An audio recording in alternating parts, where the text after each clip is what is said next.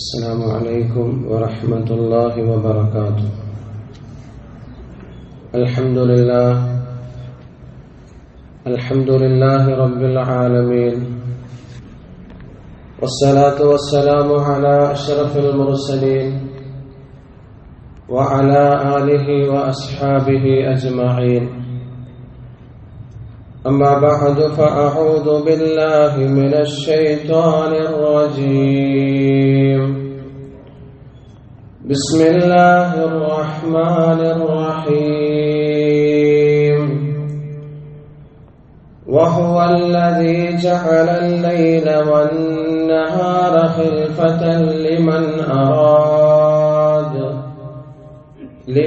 أراد أن يذكر أو أراد شكورا. صدق الله مولانا العظيم.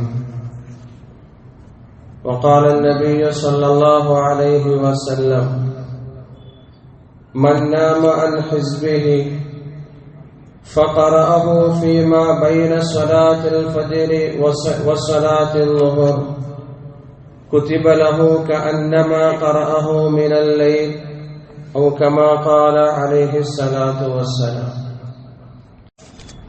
ഏറെ സ്നേഹ ബഹുമാന ആദരവുകൾ നിറഞ്ഞ പ്രിയ സഹോദരങ്ങളെ, സത്യവിശ്വാസികൾ, സർവലോക സംരക്ഷകനായ അല്ലാഹു സുബ്ഹാനഹു വ തആല അവന്റെ വിശാലമായ കരുണയും കൃപയും ഔദാര്യവും കൊണ്ട് നമ്മുടെ ജീവിതങ്ങളിൽ വന്നുപോയ എല്ലാ തെറ്റുകുറ്റങ്ങളും പരിപൂർണമായി വിട്ടുപുറത്ത് മാപ്പാക്കി തരുമാറാകട്ടെ. മരണം വരെയുള്ള തുടർക്കാല ജീവിതം അള്ളാഹുവിന് പൊരുത്തമുള്ള നിലയിൽ ചെലവഴിച്ചുകൊണ്ട് ആ നിലയിൽ അള്ളാഹുവിനെ കണ്ടുമുട്ടുവാൻ അള്ളാഹു തൗഫീഖ് നൽകി അനുഗ്രഹിക്കുമാറാകട്ടെ.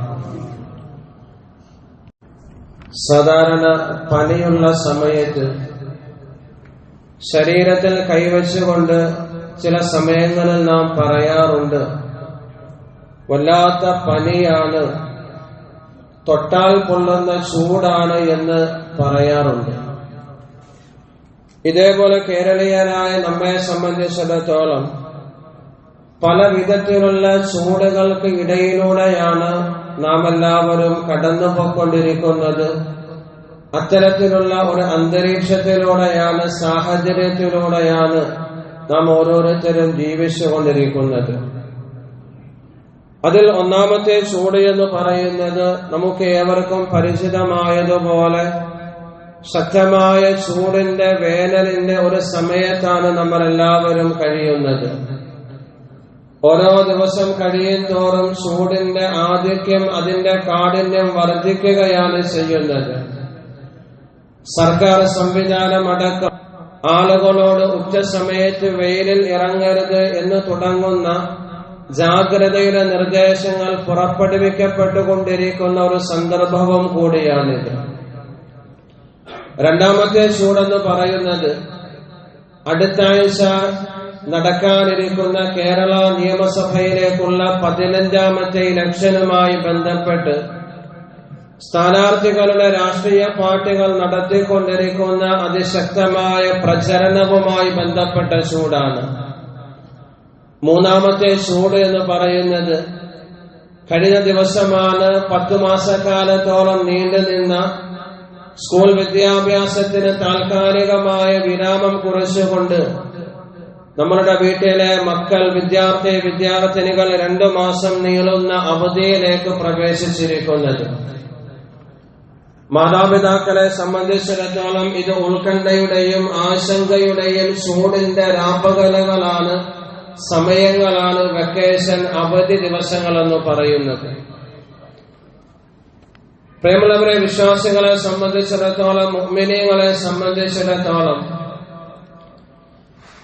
ഓരോ കാലങ്ങളും, ഓരോ അവസ്ഥകളും, ഓരോ വ്യതിയാനങ്ങളും അവർക്ക് ഗുണപാഠങ്ങളാണ്, അവർക്ക് ഉപദേശങ്ങളാണ്.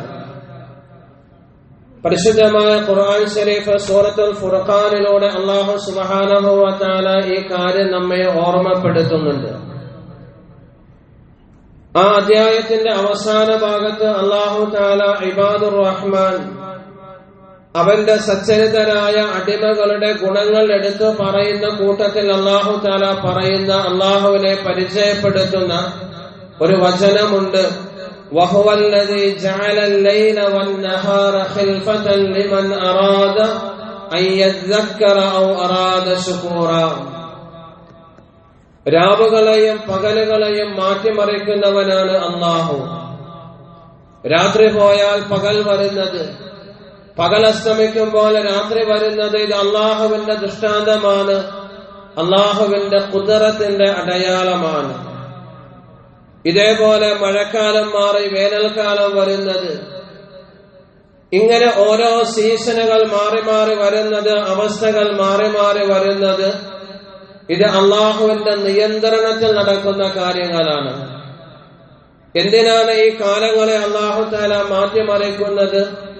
എന്നും തണുപ്പായിരുന്നാൽ പോരെ, അല്ലെങ്കിൽ എന്നും ചൂടായിരുന്നാൽ പോരെ, അല്ലെങ്കിൽ എന്നും മഴയായിരുന്നാൽ പോരെ. അല്ലാഹു തആല പറയുന്നത് ലിമൻ അറാദ അൻ യദ്ദക്കറ ഔ അറാദ ശുകൂറ.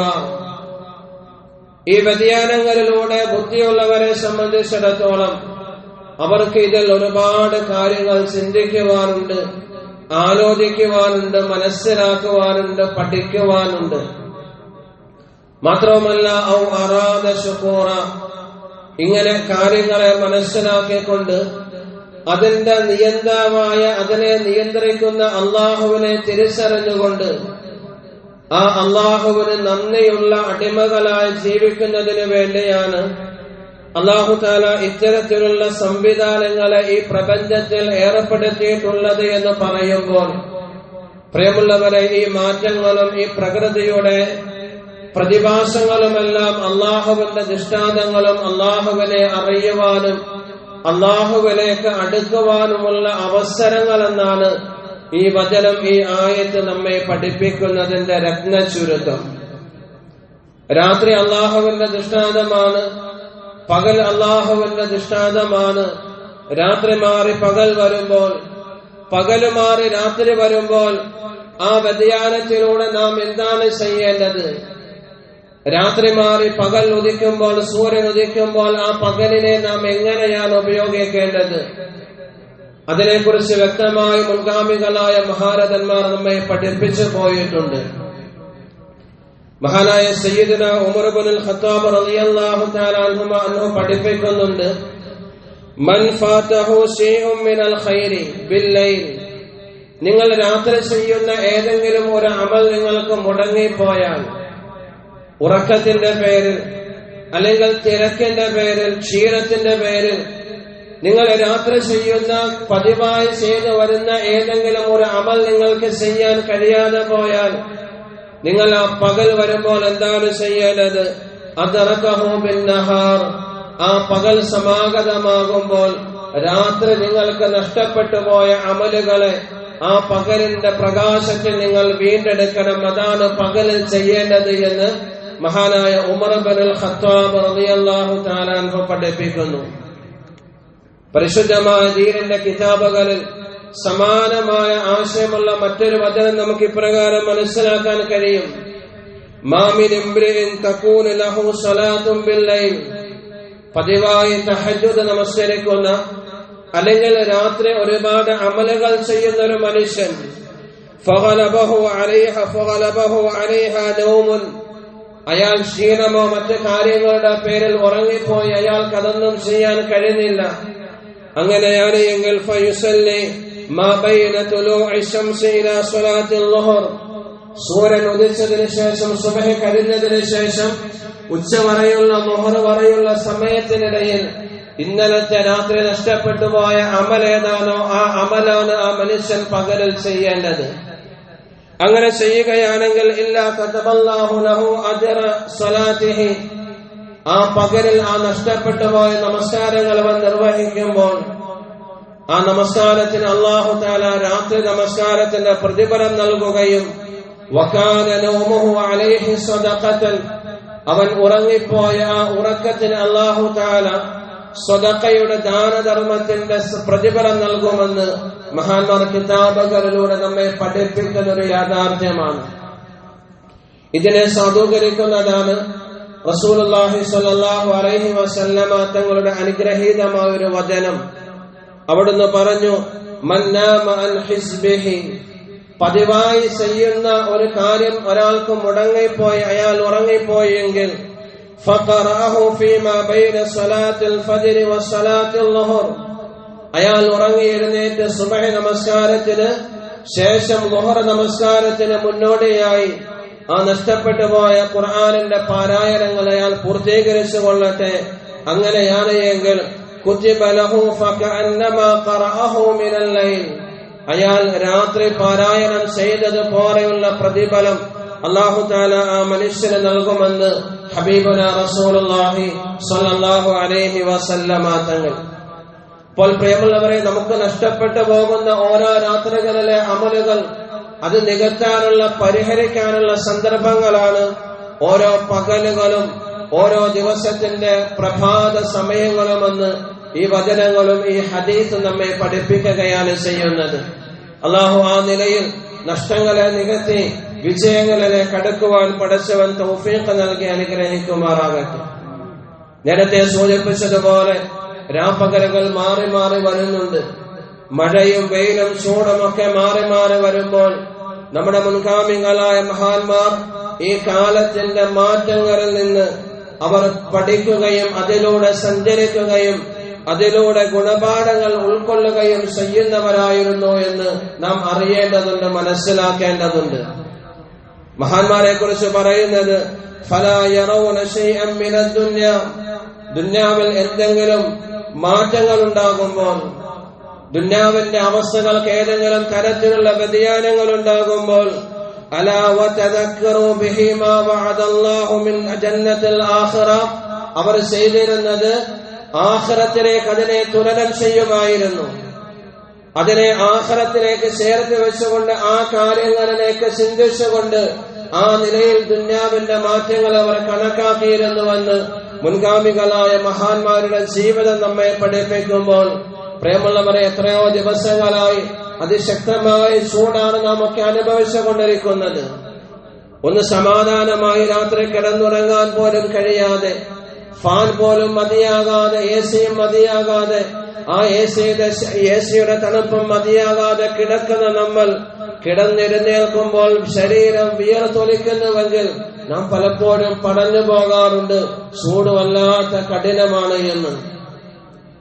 എത്ര ദിവസമായി മഴ പെയ്തിട്ട് എന്നാണ് ഈ ചൂടിന് ശമനമുണ്ടാകുക എന്ന് പലപ്പോഴും നാം പറഞ്ഞു പോകാറുണ്ട് എങ്കിൽ അത് നമ്മളുടെ ജീവിതത്തിന്റെ ഇന്നിന്റെ അവസ്ഥകളായി ഞാനും നിങ്ങളുമൊക്കെ പറയുന്ന കാര്യമാണ് എങ്കിൽ, പ്രിയമുള്ളവരെ, നമ്മുടെ മുൻഗാമികളായ മഹാന്മാർ അത് പറയുകയല്ല ചെയ്തിരുന്നത്.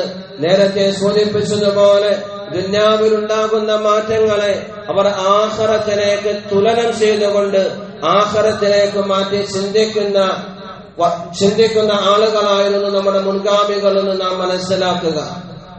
മഹാന്മാരായ മുൻഗാമികൾ അവർ തീ കാണുമ്പോൾ, നമ്മുടെ വീടിന്റെ അടുപ്പുകളിൽ പുകയുന്ന തീ കാണുമ്പോൾ അവർ ആലോചിച്ചിരുന്നത് നരകത്തിന്റെ തീയെ കുറിച്ചായിരുന്നു.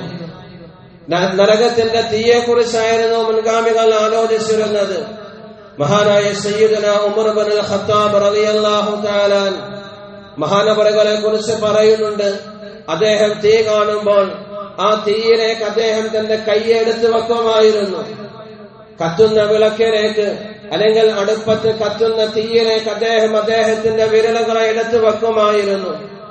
അങ്ങനെ വെക്കുന്ന സമയത്ത് ആ വിരലിൽ ശക്തമായി ചൂട് തട്ടുമ്പോൾ, ചൂട് അനുഭവിക്കുമ്പോൾ അദ്ദേഹം പെട്ടെന്ന് കൈ പുറത്തേക്ക് വലിക്കുമായിരുന്നു, തിരിച്ചെടുക്കുമായിരുന്നു. അങ്ങനെ എടുക്കുന്ന സമയത്ത് അദ്ദേഹം പറയുമായിരുന്നു, അത്രേ, ഇബ്നുൽ ഖത്താബ്,